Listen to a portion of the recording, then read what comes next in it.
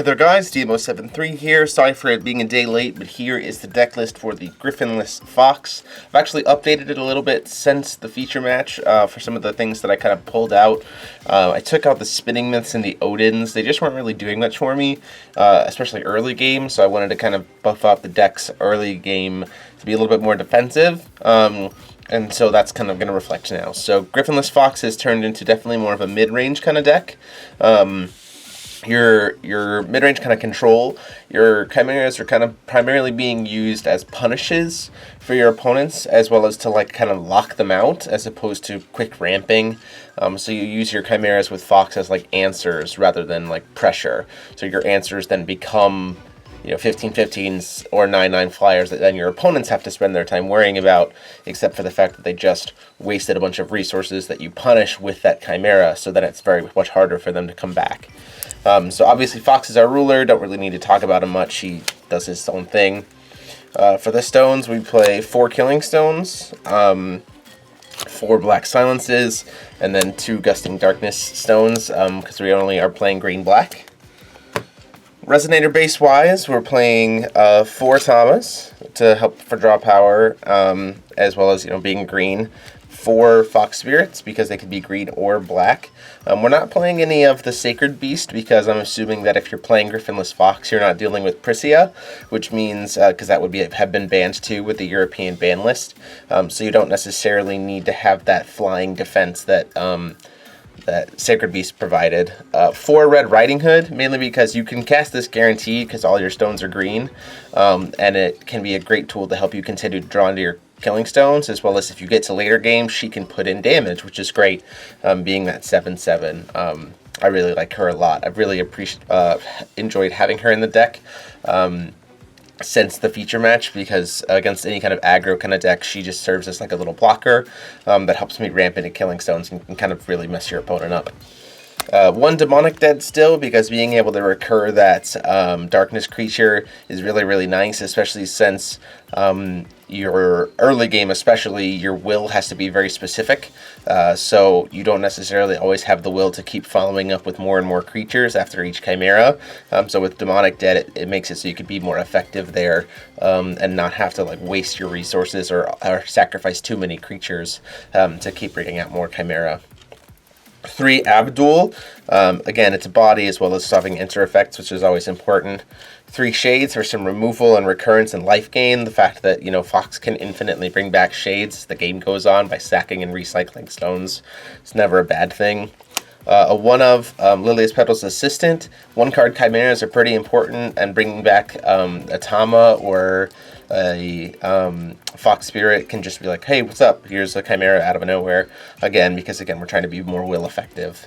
1 Abdul, Alhazir Sinister Vizier.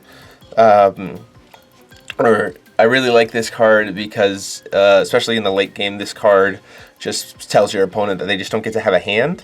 As your Calling Stones, or if you have Lilia's Petal Kitsune King out, Lilia's Petal Kitsune King plus this guy turns a Manticore into your opponent discards 2 cards. Just lots of really good stuff that kind of locks your opponent out from the game. And usually if my opponent is top decking, you just kind of win at that point because you can just kind of make sure they never get cards. 2 Lilia's Petal Kitsune Kings to help mitigate the fact that we need to get stones. So, he turns your chimeras into replacing your stones each time, which is really great. And usually when you're flipping, you have like 2 Killing Stones by the time you flip. So with Kitsune King out there, it usually means that once you flip, you're always going to have a Killing Stone, which is nice. And then 1 Frigg to help us recycle stuff, as well as kind of if the game goes long, we can kind of go infinite and make sure we always have a creature, and you can get to a point where you can start like hard casting chimeras, which is nice. Moving into the spell base, we run 3 Planting Beans. Planting Beans isn't as important as it was before because we can't go like turn 1 Killing Stone Planting Beans and then just turn 2 flip. But it's still really great to be able to add some consistency to the deck, get Demonic Dead in there. We play Reanimate spells, so you can, send us to the grave and then follow it up the next turn with like a Dark Revolution to bring out a Kitsune King or a Frigg or all kinds of good stuff. 2 Nameless Mists to be able to kind of make sure that you can get Dawn of the Earth and other things like that out of your hand opponent's hand so that your chimeras are really going to stick. You definitely just have to be more careful with now in the ban list, the ban list kind of format, so that your stuff will survive, and you can get rid of spells like Final Battle that can wipe your board and just punish you out, or anything like that. So Nameless Mist is really good for that option.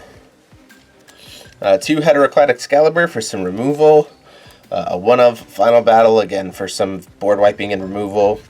You run 2 Fair's Spell and 3 Severing Winds for some cancel potential. The deck can't hard cast Severing Winds as easily as it used to be able to, but it can still find itself in situations where it gets there, which is really nice. Castle of Oni to make all of our creatures kind of hurt a little bit more. An 8/8 Abdul, 9/10 Abdul 3-drop, 10/10 Kitsune King, 11/11 Chimeras, 17/17 Chimeras.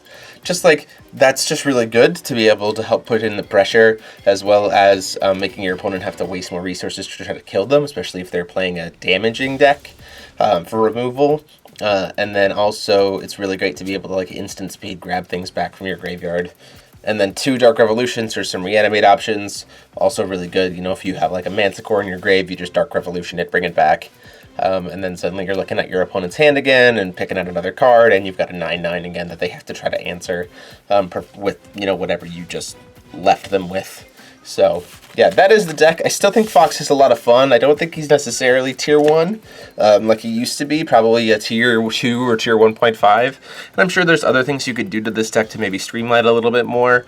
I personally still really enjoy playing Fox, so I definitely recommend you guys give this list a try, especially if your locals adopts the EU ban list, or if North America adopts the ban list at all. But that is it for me. Let me know what you guys think in the comment sections down below. Go ahead and like, comment, and subscribe. Share out the video to all your Fox loving friends. And until next time, this is DMO73 signing off.